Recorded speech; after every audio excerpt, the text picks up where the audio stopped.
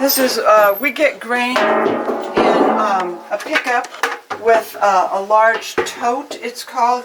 I don't have a tote right here, but it's a 1,000 or 2,000 pound bag that is handled with machinery, and that's how we get our grain. We get about 12 or 1,500 pounds at a time. We store it just in these old barrels.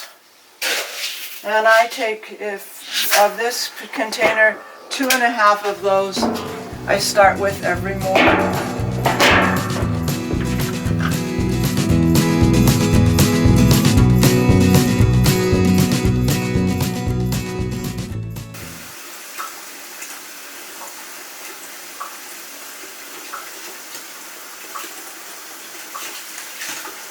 I make sure the water level is about a couple inches above where the grain is. The grain will soak up the water and expand.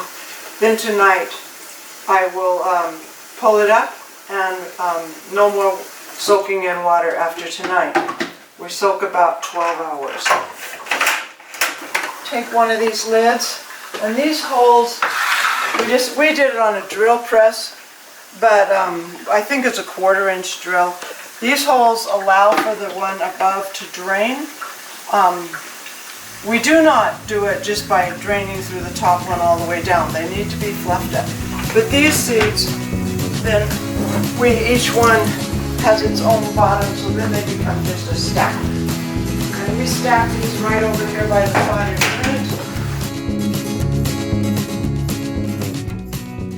unit. So this is the grain that was started yesterday. And it is just barely. No, I don't see any sprouts yet. But sometime in the next few hours we'll start to see some tips of sprouts on this. So this doesn't even start to mat together yet because of no roots.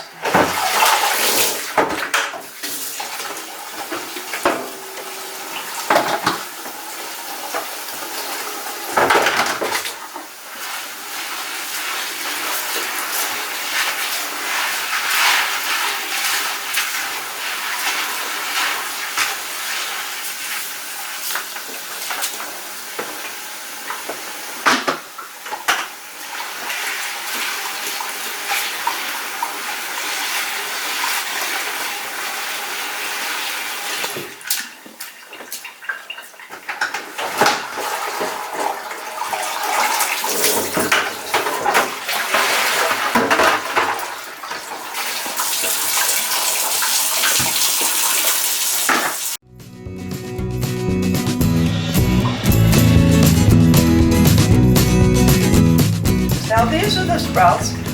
These are 2 days old, and these are ready to tray up this morning.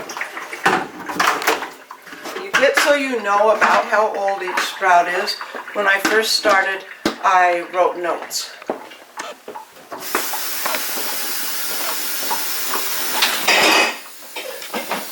So I have an arbitrary amount of a measure that seems to work for this. We rinse these off, and as you see there's quite a few there. We'll be traying these up in these trays that we emptied this morning.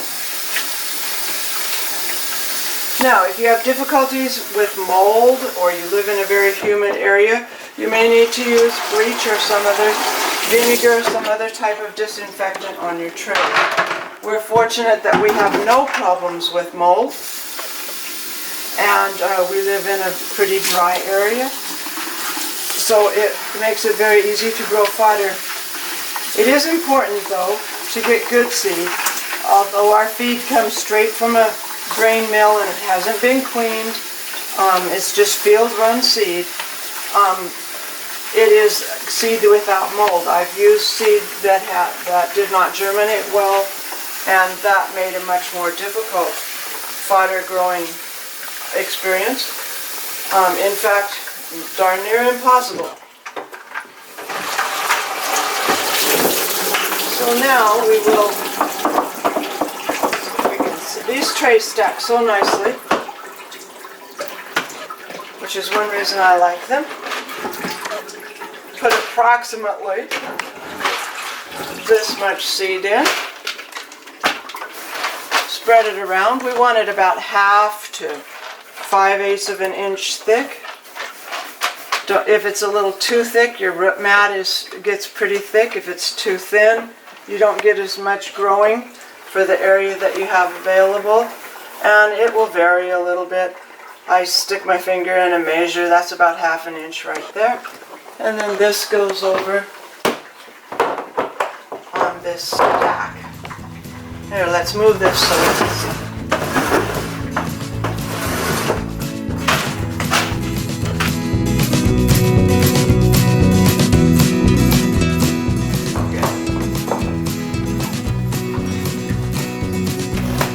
Now, in 2 days, these will be ready to go on the racks over there.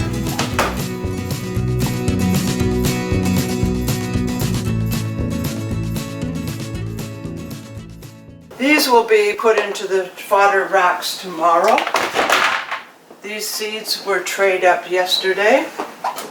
So we'll take this pile,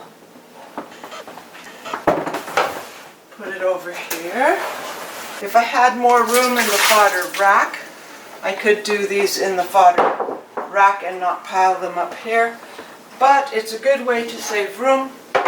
And here in the bed and breakfast, we don't want to fill the whole kitchen up with fodder, so we have these little houses where our day 3 and 4 sprouts live, and then get put on the fodder rack.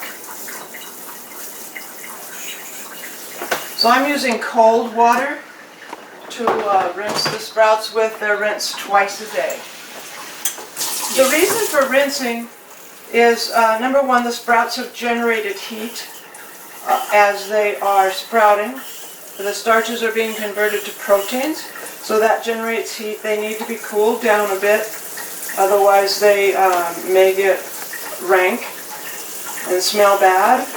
The other reason is to rinse those starches away.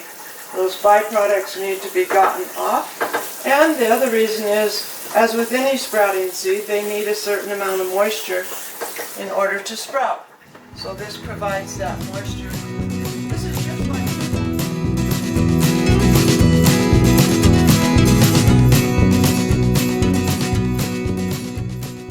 now, while we're here, these are 4-day sprouts, and they're ready to go into the fodder racks. We take one back with us.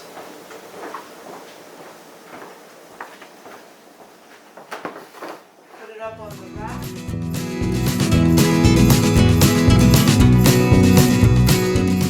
So, this nice curly hose came from a wonderful company in McMinnville, Oregon called Water-Rite. And this hose is a food grade hose. I ordered twice the length that I needed. I read reviews online. Now, the hardest part to water is toward the back, because these trays are 1 inch higher in back than they are in the front, and the water runs out of the back faster. So I give extra water at the back, then come down to the front, and also around the sides sometimes. They don't get quite as much water. It's very important that the bottom of the trays are as flat as possible. So we have under here, you can see there's a mid-rib, and that keeps the middle of the tray from dipping down.